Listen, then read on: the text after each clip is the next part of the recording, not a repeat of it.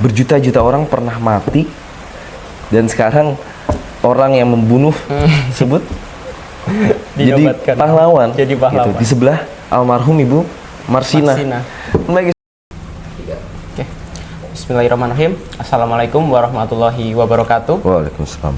Selamat malam, selamat siang, selamat pagi pemirsa Portal Bulak Sumur dimanapun teman-teman berada. Pada sesi podcast Garden dari HMI Cabang Bulak Sumur, kami di sini membawakan isu yang faktual, menarik dan masih panas karena kita belum lepas dari periode atau dari bulan ini.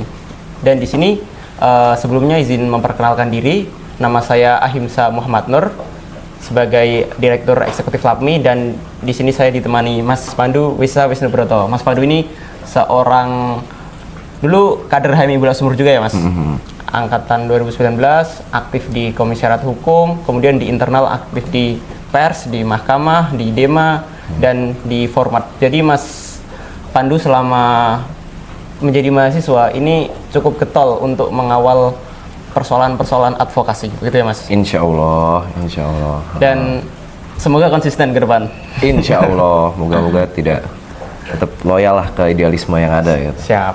Mas Pandu ini sedang melanjutkan studinya di Melbourne ya Mas? Alhamdulillah gitu. Di Melbourne mengambil Public Policy Management. Betul.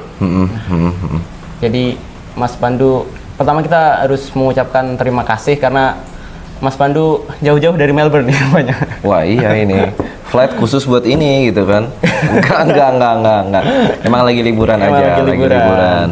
Dan Mas Pandu menyempatkan untuk bertemu ya adik-adiknya lah. Iya alhamdulillah, maksudnya kan senang juga kita nongkrong ibaratnya sharing-sharing aja gitu. Kalau kita di Semangat LPDP itu kan kalau luar negeri kan ilmunya ilmu mahal ya. Ilmu mahal dan sebagai bentuk pengabdian juga kepada bangsa dan negara kita harus memberikannya ya dengan melalui pencerdasan publik seperti ini, dan aku rasa ini semangat bagus juga gitu teman-teman dari cabang Bulak Sumur untuk mengadakan podcast gitu. Dan I'm very much happy to be here sih. Thank you Mas. Dan sepakat apa kata Mas Pandu tadi, pencerdasan intelektual semakin majunya zaman, semakin kesini kita juga harus perlu bertransformasi Mas. Kita mengadakan podcast, kita melalui sosial media kita menawarkan tulisan-tulisan kita, dan kita juga sering dari HMI Bulak Sumur berjejaring melalui media sosial. Oh, bagus. Karena dari media sosial itu merupakan spektrum baru dalam kehidupan karena siapapun bisa mengakses informasi. Betul, iya. Apalagi pasca COVID kemarin, ketika orang-orang ibaratnya ruang sosial kita pada nyatanya itu kemudian ditarik semua ke media sosial, itu kan orang jadi, apalagi gue di Indonesia lebih terpakunya pada ya media sosial yang ada gitu kan. Iya. Dan media sosial menjadi arena perdebatan ya Mas. Betul, iya. Twitter. Entah dengan orang nyata atau nggak, bisa sama buzzer debatnya ini nggak bisa, sama bot gitu nggak bisa. Bisa. Apalagi sekarang mungkin AI yang dihadapi. Oh iya, itu lebih parah lagi. Kita menghadapi mungkin secara profil, wah ini orang bener, cuman di balik itu ya cuma bot atau AI. Iya, makanya pencerdasan ini kan penting biar masyarakat bisa mengetahui mana yang benar, mana yang salah. Sepakat Mas, sepakat. Dan ngomong-ngomong terkait dengan perdebatan, pergulakan di publik, terutama di sosial media, bulan November kita sebetulnya mulai dari bulan Oktober itu mencuat isu terkait dengan kepahlawanan. Biasanya bulan September itu isu-isu pemberontakan merah, Oktober kepemudaan, November ini kepahlawanan. Jadi kayak ada korelasi yang relevan antara September, Oktober, November. Tapi menariknya pada tahun ini sebetulnya isu ini sudah cukup lama. Cuman entah kenapa pada periode ini, pada pemerintahan ini itu cukup masif isunya, dan tiba-tiba secara cepat, taktis gitu, tiba-tiba diputuskan.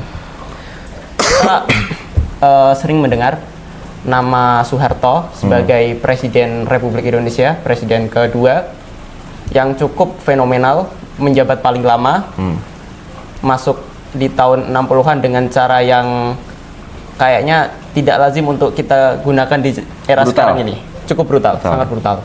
Dan masuk dengan cara yang brutal pada tahun 98, landing dengan brutal juga. Brutal juga. Betul.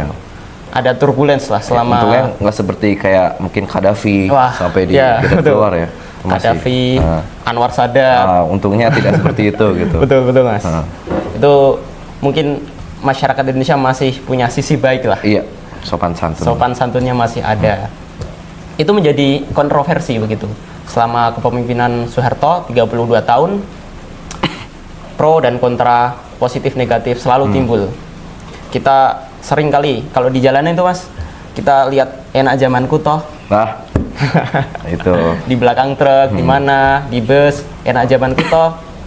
Itu secara nggak langsung mengkritik zaman sekarang dan berupaya untuk mereaktivasi historis, mereaktivasi peristiwa-peristiwa historis yang memang menjadi kenangan dan ada upaya-upaya untuk mengembalikan nilai-nilai positif pada era Soeharto Orde Baru. Nah, tapi kita juga melihat sisi kontranya. Banyak kita bisa sering kali dengar mulai tahun 6566, kemudian 74 Talang Sari, 84 Tanjung Priok, 74 itu Malari. 84 Tanjung Priok, 89 Talang Sari, kemudian tahun 90 awal itu di timur-timur ada pembantaian Santa Cruz. Kemudian juga di 97-98 ada banyak aktivitas-aktivitas yang dilakukan oleh tangan kanannya militer untuk masuk pada ranah kampus, aktivis. Kemudian juga pemberedelan pers juga masif. Kita melihat dua sisi, antara sisi positif, negatif, tapi dua hal ini agaknya cukup seimbang. Ada yang cukup pro dengan pemerintahan Soeharto, ada yang kontra, selalu mendengung-dengungkan. Kalau kita lihat pasti di hari Kamis di depan Istana Kamisan, Istana Merdeka, masa aksi Kamisan untuk meminta tanggung jawab kepada negara. Iya. Dan hal ini berujung pada penobatan gelar kepahlawanan. Karena Soeharto selama 32 tahun dianggap memiliki kontribusi, memiliki jasa kepada bangsa. Namun hal itu agaknya ada sandungan, Mas. Sandungannya peristiwa HAM. Kemudian juga peristiwa-peristiwa yang menyakitkan masyarakat pada waktu itu. Genosida yang Jakarta Method itu ya. Yes. Jadi agak susah ini kalau dijadikan pahlawan, tapi kalau dinobatkan menjadi penjahat seutuhnya juga nggak bisa juga. Karena nggak pernah diadili juga kan. Betul. Nggak ada putusan pengadilan kan. Tidak ada putusan pengadilan. Nah, apalagi pada hari tanggal 10 November 2025 Presiden Prabowo mengesahkan atau menobatkan Soeharto resmi menjadi pahlawan. Dan menurut saya, Mas, itu agak gimana gitu kalau misal saya berada di ruangan itu ya, ada foto Soeharto, geser sedikit ada Marsina. Tuh. Bagi saya itu pelecehan ya, Mas. Itu kan. Gila itu. Itu menurut Mas Pandu gimana menyikapi persoalan Soeharto selama kepemimpinan dan ditarik kalau kita melihat sisi baik buruk dan kita akhirnya mengapresiasi dengan memberikan gelar kepahlawanannya itu, Mas. Iya, makasih Mas Ahimsa. Lagi-lagi ini suatu acara yang luar biasa ya, maksudnya kita ada sharing-sharing aja seperti itu. Nah, sebenarnya kalau aku pribadi merasanya bahwasanya pemberian gelar atau titel pahlawan ini hanya merupakan seremoni aja. Seremoni dalam artian kita sebenarnya sebagai masyarakat sipil tuh udah kalah dari jauh hari, gitu. Ibaratnya kalau pernikahan, ini cuma resepsi aja. Akad nikahnya mungkin udah bertahun-tahun sebelum ini. Kenapa? Karena coba misalnya tadi Mas Ahimsa ngomong ya, bahwasanya memang sudah kita kabare penak tamak jaman foto. Nah, itu. Kita udah kalah sejak itu. Kita udah kalah sejak misalnya koalisi masyarakat sipil itu hanya membuat gerakan-gerakan yang sifatnya hanya sporadis saja. Ya. Coba misalnya Anda, Mas Ahimsa, misalkan coba bayangkan deh, nggak terlalu lama misalkan di isu 17+8 kemarin gitu. Sekarang pengawalannya gimana? Ada nggak? Nggak dengar, Mas. Nggak ada kan, sudah hilang seperti itu gitu. Atau misal kita tarik garis, misalkan aku dulu pas aku mahasiswa baru ketika entah itu reformasi di korupsi, entah itu omnibus law, gitu. Pengawalan ibaratnya hanya seremonial saja, gitu kan. Tidak suatu hanya ada continued action untuk kemudian mengawal isu-isu yang ada. Nah, terkait dengan isu pemberian gelar pahlawan ini, kita udah kalah jauh hari semenjak misalnya Pak Jokowi, Presiden Jokowi kemudian dulu menarik Pak Luhut, Pak Wiranto dalam kabinetnya. Kita udah kalah sejak itu. Kita udah kalah sejak misalnya Pak Prabowo naik jadi presiden, kita udah kalah sejak itu. Kita udah kalah misalnya sejak bagaimana kemudian Pak Jokowi yang tadinya sedemikian rupa di framing sebagai orang yang demokratis, yang wong cele, yang merakyat, terus kemudian berpihak kepada para pengusaha, kepada pendengung, mungkin kalau dalam bahasaku developmentalisme ala Orde Baru. Developmentalisme gitu ya. ala Orde Baru. Iya, misalkan ya mementingkan pembangunan yang hanya ekonomi sentrik saja, tetapi tidak people sentrik. Dalam artian bahwa coba bayangkan dalam pembangunan di Kalimantan, tambang-tambang di Kalimantan, apakah kemudian menyerap masyarakat setempat? Apakah sedemikian rupa mementingkan juga keberlanjutan lingkungan hidup di sekitar kan? Enggak gitu. Kita udah kalah sejak dari sana gitu. Itu yang pertama poinku. Dan kemudian kedua, dari segi legal formil ya, kebetulan karena backgroundku juga hukum. Gitu. Kalau kita lihat misalkan undang-undang tentang correct me if I'm wrong, tanda jasa atau apa itu, oke, dia memberikan prasyarat apa saja tanda jasa yang bisa diberikan, gitu kan? Kita kayak misalkan dia di bidang HAM lah, atau di bidang militer dan lain sebagainya gitu. Tapi yang menarik adalah dia tidak memberikan larangan pemberian gitu, misalkan pengecualian gitu. Jadi pun misalnya tadi misalkan ngobrol sama Mas Haimsa sebelum take ini ya, gitu, pencuri yang sedemikian rupa jahatnya, misalnya dia mencuri 1 miliar gitu, tetapi dia menyelamatkan desanya gitu, atau menyelamatkan keluarganya dari kebakaran misalnya, itu bisa aja diberikan gelar tanda pahlawan gitu. Artinya kan ini suatu logika yang konyol. Dalam konteks Pak Harto misalnya, coba bayangkan ketika 65, kalau Mas Aim saya misalkan baca buku The Jakarta Method, itu berapa juta masyarakat itu asal dituduh gerakan terlarang yang mungkin teman-teman tahu PKI ya mungkin ya. PKI.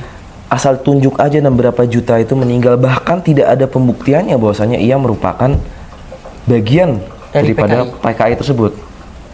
Gitu kan.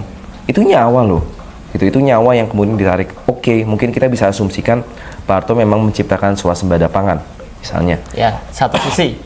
Iya toh? Iya. Misalkan dia menciptakan keamanan bisa dibilang kestabilan gitu. Tapi misalnya swasembada pangannya, apakah tidak ada pemaksaan dalam sistem swasembada pangan itu? Oke. Pertanyaannya itu. Kemudian yang kedua, kestabilan.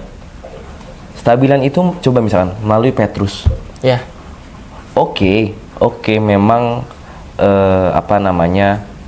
Petrus itu akan menjadi hal baik ketika yang dibunuh itu benar-benar secara objektif merupakan orang jahat.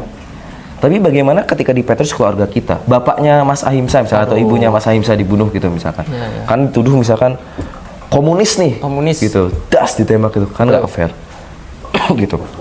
Tidak melalui suatu bentuk due process of law, gitu kan. Nah ini yang kemudian kita mungkin bisa diskusikan juga, bahwasanya sebenarnya pemberian gelar kepada Presiden Soeharto, Pak Harto, itu bagi saya itu kemarin itu ya hanya seremoni aja, seremoni aja. Karena masyarakat itu mungkin itu udah kalah sejak jauh hari.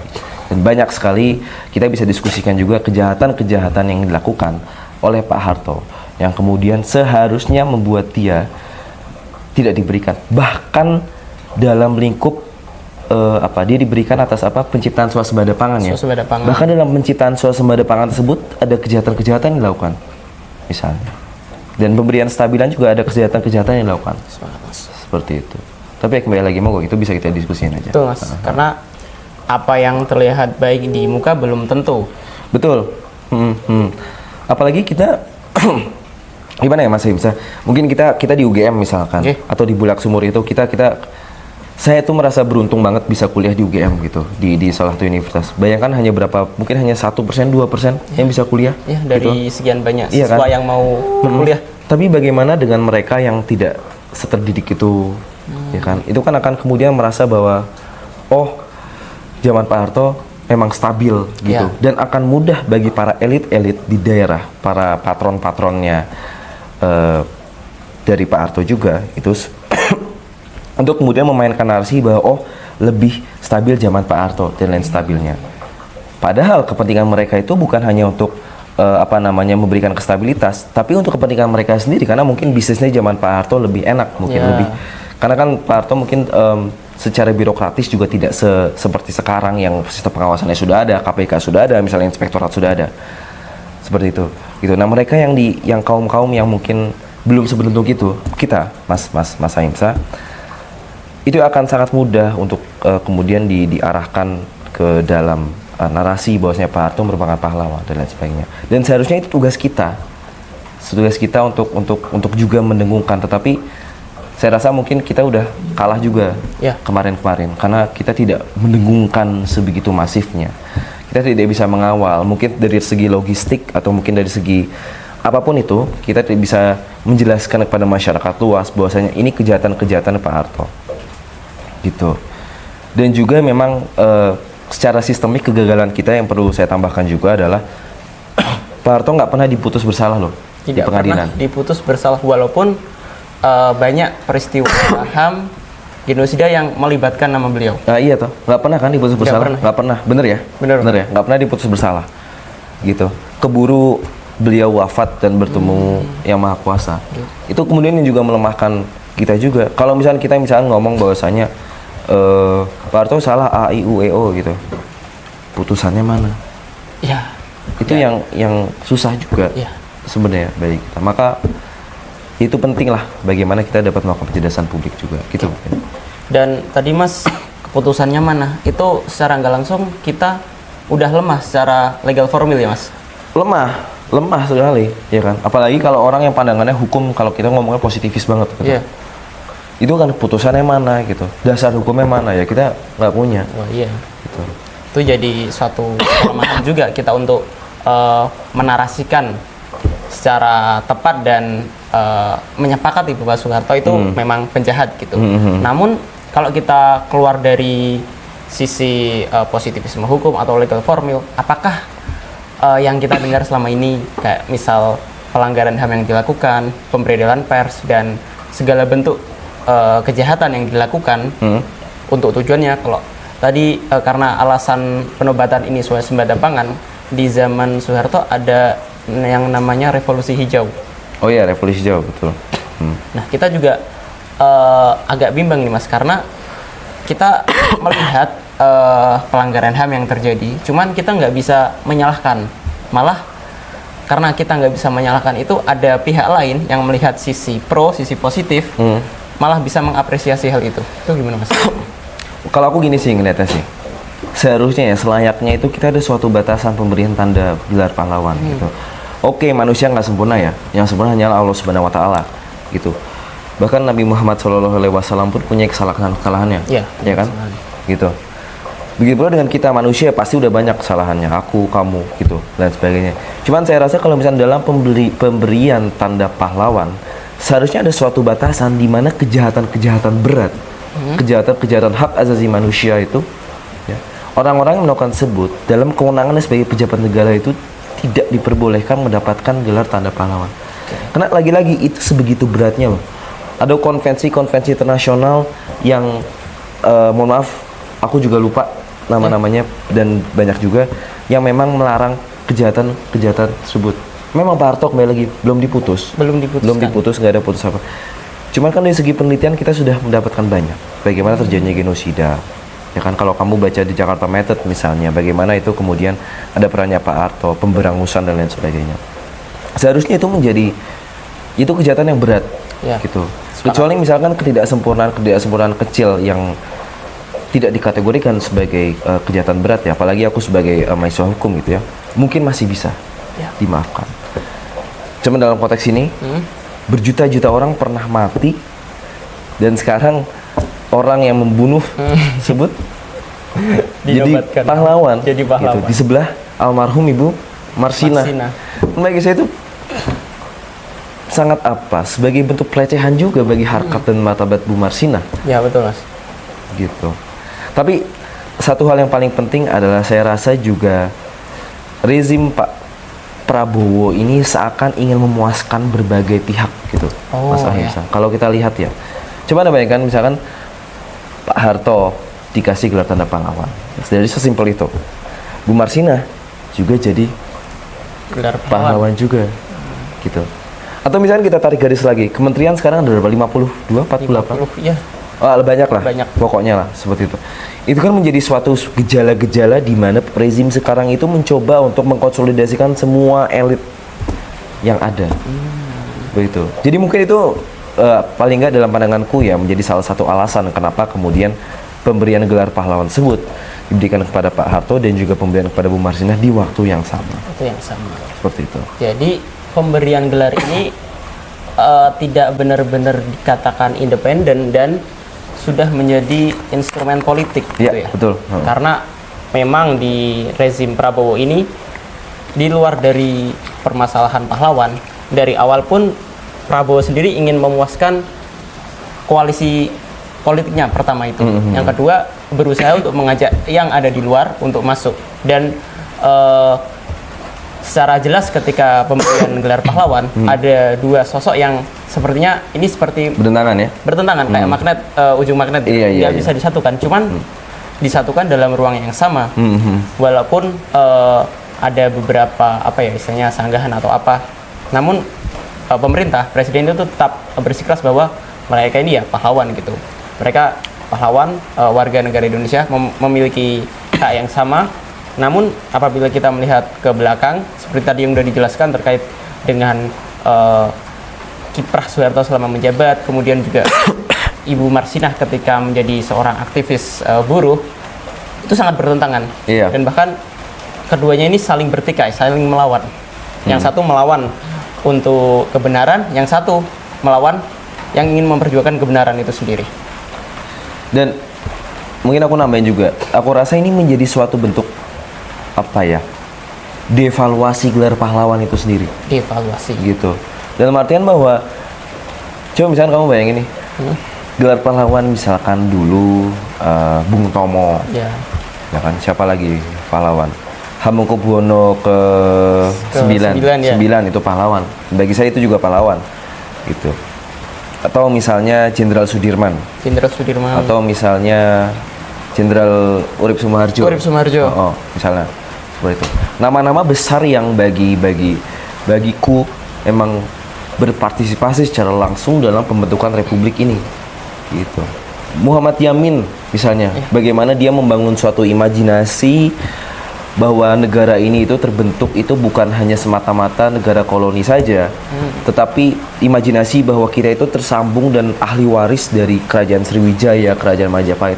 Bagi saya itu merupakan suatu hal yang sangat menarik. Tapi kemudian itu diberikan secara semena-mena, gitu. Secara bagi saya tanpa suatu bentuk pelibatan masyarakat dan masyarakat sipil pandangan terhadap gelar pahlawan ini. Maka kemudian ketika pemberian terhadap gelar Soeharto, gelar kepada Pak Soeharto segala itu seperti seakan gelar pahlawan itu hanya diberikan begitu saja. Gitu. Meskipun ada berbagai macam masyarakat yang menentang dan lain sebagainya mendekati pemberian gelar pahlawan, tapi hanya diberikan begitu saja. Mas. Gitu. Bahkan apa ya, ada ini ya, pernyataan Pak Fadlizon yang menyatakan bahwasanya Pak Harto tidak pernah melakukan HAM atau pelanggaran HAM atau tidak terlibat HAM, tidak terlibat dalam kejadian tahun 98, yaitu Fadlizon berusaha membersihkan lah apa yang menjadi tudingan publik. Iya, itu kan artinya berarti ya selain juga devaluasi itu sendiri, ada juga suatu upaya daripada pemerintah Presiden Prabowo itu untuk menulis ulang sejarah, gitu, ya. Pak Fadlizon misalnya kan ada program penulisan ulang sejarah atau apa sejarah, itu? Itu jauh sebelum ada pahlawan ini, namun ini kayak berkorelasi dan menyiapkan proyek penulisan ulang sejarah itu menyiapkan penobatan ini gitu, Mas. Artinya adalah itu satu garis lurus kan? Iya. Berarti kan? Yang tadinya membersihkan penulisan ulang sejarah, salah satunya membersihkan nama Pak Harto dan juga kemudian pemberian titel gelar kepahlawanan gitu. Seakan pemerintah sekarang itu mencoba mencuci masa lalu, masa kelam Indonesia gitu. Hal ini bisa aja buruk, dalam artian bahwa kita itu kan baik buruknya negara kita itu kan kita harus bisa mempelajari secara seutuhnya mana yang baik, mana yang benar agar kita di masa depan bisa tidak mengulang. Iya. Kalau ditulis seperti ini jatuhnya apa? Indoktrinasi. Indoktrinasi, betul. Berarti kan. Berarti itu menjadi suatu upaya yang buruk juga. Itu sih. Gitu. Iya sih. Ngobrol terkait gerakan Mas, karena saya juga mahasiswa, karena juga merasakan lah gerakan-gerakan di kampus ketika ada suatu isu naik, itu teman-teman hanya segelintir yang mendorong isu itu naik. Cuman ketika isu itu udah naik, viral, jadi perbincangan di mana-mana, itu orang berbondong-bondong gitu untuk, oh tadi apa kata Mas Pandu, kolektivisme. Orang kayak, oh aku udah repost, aku udah apa, aku terus berkontribusi loh. Padahal dari skala narasi isu, kemudian juga cara untuk membranding isu, menaikkan isu, itu hanya segelintir orang. Iya. Pun kalau isu itu udah turun, wah orang juga udah lupa gitu. Itu juga menjadi otokritik bagi kita, bagi teman-teman mahasiswa bahwa gerakan yang hanya sporadis, yang hanya naik kemudian dilupakan itu ya tidak akan berdampak, dan Betul. itu menjadi semacam apa ya? Pemerintah, menurut gue ya Mas, itu pemerintah mengetahui hal itu. Makanya kalau misal ada aksi demo atau apa, ya pemerintah tidak terlalu merespon karena nanti juga udah pada lupa gitu. Gitu Mas. Jadi ini jadi otokritik bagi kita dan momentum pada hari kepahlawanan, bulan kepahlawanan dan penobatan Soeharto menjadi pahlawan itu bagi kita untuk mengintrospeksi diri. Tapi gini Mas Ahimsa, sekarang gini, ketika Pak Harto dijadikan pahlawan itu, apakah teman-teman, aku memperhatikan aja ya, maksudnya aku kan nggak di sini juga. Apakah teman-teman sekarang Gen Z peduli nggak Pak Harto jadi pahlawan? Ya, aku tanya, Mas. Peduli nggak? Sepengamatan saya nggak peduli Mas. Nggak ada aksi juga soalnya aku lihat. Iya, itu juga menurutku. Jangan sampai kita we're trapped in this bubble, di bubble aktivis, bahwasanya Pak Harto ini nggak boleh jadi pahlawan gitu. Padahal Gen Z itu mungkin udah nggak peduli. Nggak peduli, betul Mas, betul. Nggak peduli. Ini kayak gitu. ngefek apa sih bagi ngefek saya? Apa? Tugas kita itu kemudian untuk mencerdaskan seperti itu. Kita mungkin bisa berdiskusi malam-malam, yang namanya anak HMI kan suka diskusi. Betul, kan. sampai subuh kan sampai Mas? subuh. Subuhnya kelewat tapi. Subuhnya kelewat. Bisa aja gitu kan. Mas juga pernah merasakan berarti ya? Pernah, sekali dua kali lah. Iya. Insya Allah lah gitu. Betul. Karena untuk gimana cara ngecerdasinnya gitu. Karena kita bisa diskusi kayak, oh Pak Harto misalkan nggak boleh jadi pahlawan. Aku pun sepakat kok. Menurutku banyak orang yang berhak jadikan pahlawan. Siapa menurutmu yang belum diberikan pahlawan tapi sekarang belum? Kalau mengingat apa ya?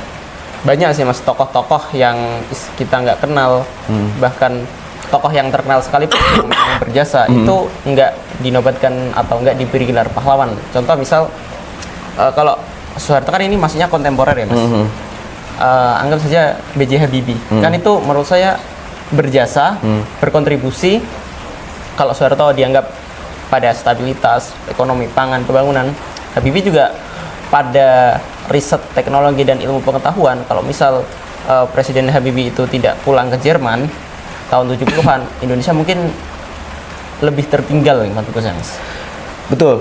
Dan satu pembahasan lagi ya Mas Aim saya terkait SD Impres. SD Impres itu kan salah satu alasan kenapa Pak Harto mau diberikan gelar pahlawan adalah SD Impres. Bener nggak ya? Iya, bener salah satunya. Bener ya? Karena itu merupakan suatu hal yang wow gitu. Bisa nih buat SD Impres. Itu kan kewajiban konstitusional negara. Iya, betul. Untuk mencerdaskan. Itu bukan suatu hal yang I'm doing something beyond my duty untuk memberikan kepada bangsa. Enggak. Itu hak, itu kewajiban dia sebagai presiden. Betul, Mas. Untuk mencerdaskan rakyat. Pun kalau misal tidak ada SD Impres, berarti tanda tanya. Kenapa kok nggak menjalankan amanah konstitusi begitu ya Mas? Iya, gitu. Jadi dia sebatas menjalankan undang-undang aja. Ya, diberikan gelar pahlawan. Betul. Berarti aku nyetir mobil, dari tempat tinggalku ke sini, aku lampu merah aku berhenti, aku harusnya di pahlawan. Iya, kalau aku ikuti undang-undang kan enggak. Iya. Gitu loh. Itu kayak Swasembada pangan juga kan seperti itu. Iya. Itu kayak kita sebagai umat muslim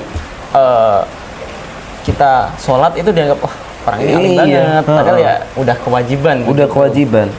Gitu. Itu sih, Mas. Padahal di siang lain, lagi-lagi aku dengarkan sekali lagi berapa juta yang terbunuh. Yes. Gitu. Itu menjadi catatan kelam dan seakan-akan berusaha untuk disingkirkan dari perbincangan publik, Mas. Iya, apalagi salah satu hal yang Pak Harto juga menciptakan suatu trauma generasional. Betul, Mas. Ya. Aku pernah berdiskusi di Melbourne dengan seorang teman lah, gitu. Coba kamu perhatikan, kenapa sih teman-teman keturunan Tionghoa malas ikut berpolitik? Oke. Ya kan? Itu salah satunya adalah terjadinya suatu trauma generasional yang tercipta di zaman tersebut, pembantaian dan lain sebagainya. Gitu. Bukan salah mereka nggak mau masuk ke politik, karena memang ada trauma. Ketika kamu masuk politik, maka kamu akan dibantai seperti dulu. Sehingga lebih baik kamu masuk bisnis. Betul. Gitu. Itu selain genosida tadi, Soeharto juga menciptakan sisi traumatik ya. Iya. Gitu. Dan iya Mas, aku sebelum ini juga baca terkait dengan yang di Lampung Talang Sari. Itu kan di salah satu desa ya yang menjadi titik konfliknya lah. Tapi setelah desa itu didatangin BRIMOB, tentara dan lain-lain, banyak yang meninggal, banyak yang mengungsi. Bahkan warga-warga di sekitar desa, maksudnya di luar desa, tetangga desa itu malah seakan-akan mendukung pemerintah. Malah orang atau warga yang dari desa konflik itu malah didiskriminasi gitu. Jadi menurut saya Soeharto melakukan semacam reproduksi pengetahuan, reproduksi terkait dengan reproduksi pengetahuan melalui kekuasaannya gitu. Sehingga yang membangun narasi. Iya, membangun narasi yang diciptakan adalah sisi traumatik tersebut. Betul. Dan itu dirawat. Itu dirawat secara terus-menerus untuk apa? Merawat kekuasaannya. Oke. Makanya kemarin dulu muncul piye kabare sih pena zaman pun. Betul. Ya salah satunya karena memang sudah dirawat. Uang mesin yang memenangkan dia aja masih hidup. Militer sudah kembali lagi. Gitu. Maka sebenarnya kemarin ya udah cepat, ibarat kata itu udah akad nikah, gitu. Udah akad nikah bahwasanya pemberian pahlawan. Dan kemarin tuh hanya seremoni resepsinya aja, cuman pestanya aja. Gitu. Kita udah kalah tuh sejak lama, Pak. Lama banget kita udah kalah. Dan sekarang jangan sampai deh terjadi lagi, gitu. Apalagi kita ke teman-teman yang seumuran kita atau bahkan yang lebih muda gitu. Coba ayo kita cerdaskan lagi, kita ajak ngobrol, diskusi seperti itu. Bagaimana cara kita mengawal isu-isu yang penting gitu bagi kita. Ya, menarik ini Mas, karena kemarin itu kenapa bisa taktis dan cepat karena memang ya tinggal seremonial saja. Iya. Usaha-usahanya itu udah dilakukan sejak bahkan reformasi itu ya Soeharto kena dikit lah. Tapi setelah itu juga narasi-narasi bahwa Soeharto itu orang yang positif pada pemerintahan atau Orde Baru itu memberikan narasi atau sumbangsi yang positif itu mulai dimunculkan. Misal kayak piye kabare enak zaman kuto, terus juga upaya-upaya bahwa Soeharto itu ada kutipan di Gus Dur kalau nggak salah itu Soekarno itu tidak sebaik itu dan Soeharto itu Soekarno tidak sejahat itu dan Soeharto tidak sebaik itu atau gimana saya lupa persisnya. Itu upaya untuk kemudian itu digaungkan. Ya mungkin Gus Dur punya maksud lain lah, tapi hanya mengambil sepotong kemudian digaungkan bahwa zaman Soeharto itu tidak seburuk-buruk itu. Apalagi pada kemarin tahun 2024 Jokowi mencabut ini TAP MPR yang tahun 98 bahwa Soeharto itu memang terbebas atau tidak terindikasi dengan. Pertanyaannya adalah apa yang bisa mencabut TAP MPR? Yang bisa mencabut TAP MPR? Apa? Instrumen apa yang bisa mencabut TAP MPR? TAP MPR itu sendiri. Oh, ada TAP MPR baru, Bros. Seharusnya. Iya. Coba misalkan kamu gini nih. Undang-undang tentang pariwisataan misalnya. Kita udah punya dulu undang-undang tentang kepariwisataan gitu. Maka di bawah dia bisa mencabut undang-undang tentang pariwisataan sebelumnya. Oh. Iya kan? Iya. Tapi sekarang gini. Siapa yang bisa buat TAP MPR? MPR nggak bisa. TAP MPR tidak diperbolehkan buat TAP MPR lagi. Artinya sebenarnya itu suatu cacat logika hukum aja, dalam artian bahwa ketika TAP MPR, ketika secara konstitusional, dan ini mohon dikoreksi juga ya, apakah MPR bisa membuat TAP atau enggak, karena sepengetahuanku sebagai mahasiswa hukum enggak. Betul. MPR tidak bisa membuat TAP lagi, gitu. Artinya TAP MPR yang udah ada itu sudah abadi seharusnya. Sudah tidak bisa diganggu gugat lah istilahnya. Iya, seharusnya seperti itu, gitu. Maka ketika kemudian Soeharto dikeluarkan dari apa sih TAP MPR tentang nepotisme? Iya, nepotisme. KKN. Ya, KKN-nya. Aku cukup bingung sebagai lulusan sarjana hukum, karena lagi kuliah lagi. Lo kok bisa dihapuskan begitu saja? Instrumen hukumnya apa? Suratnya apa? Gitu. Ya kan, apakah ada suatu sidang paripurna MPR yang kemudian menetapkan bahwasanya Soeharto dicabut misalkan dari TAP MPR tersebut, atau seperti apa? Gitu. Meskipun maksudnya harus diakui itu sifatnya seremonial aja ya. Iya. Tapi berdampak signifikan bagi penulisan ulang sejarah kita. Apalagi sekarang kelihatan banget dari Kementerian Kebudayaan ingin menuliskan sejarah ulang. Gitu ya. Tapi kembali lagi secara instrumen cukup bisa menjadi skripsi mahasiswa hukum mungkin ya. Apakah bisa sebenarnya bisa di apa namanya dicabut begitu aja? Gitu sih.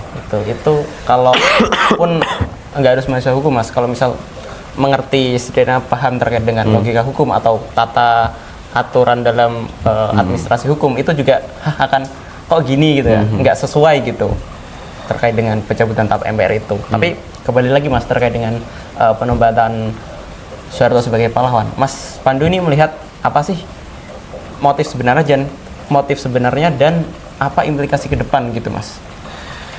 Kembali lagi, ini hanya resepsi saja ya. Akadnya udah kemarin. Artinya Pak Harto ini udah jelas ya, artinya kemunduran demokrasi bagi Indonesia. Dan majunya kembali orde baru, orde paling baru lah, orde paling baru, mungkin bisa bilang kayak gitu.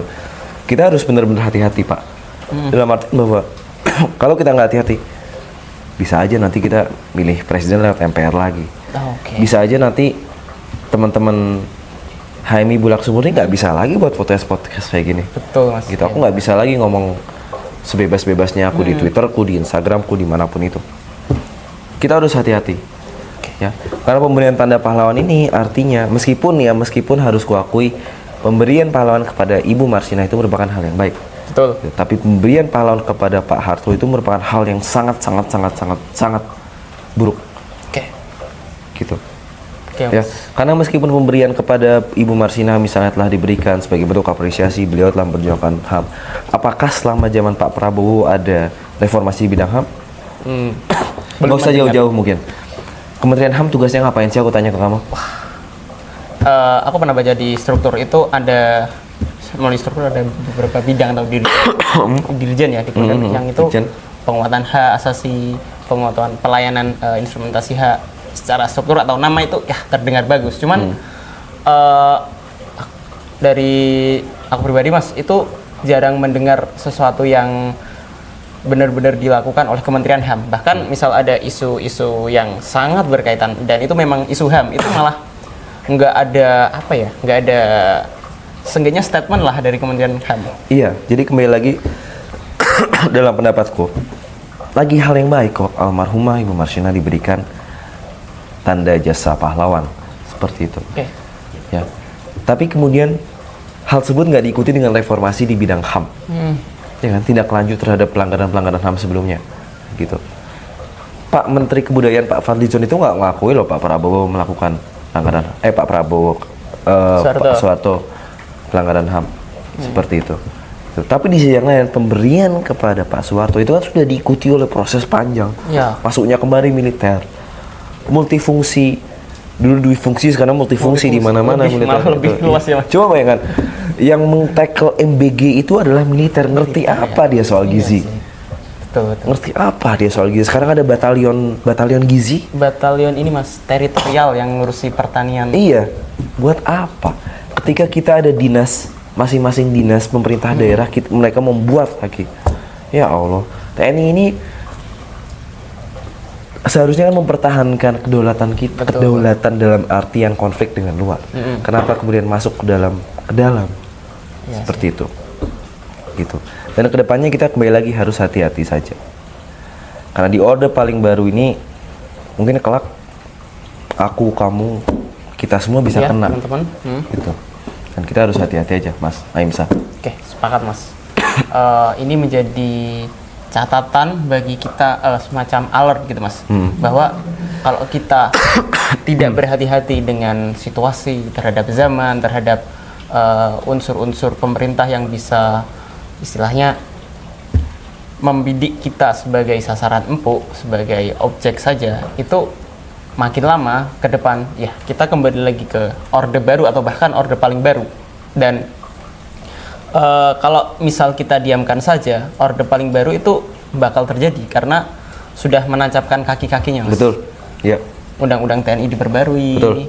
Kemudian juga salah satu pemberian gelar kepahlawanan ini.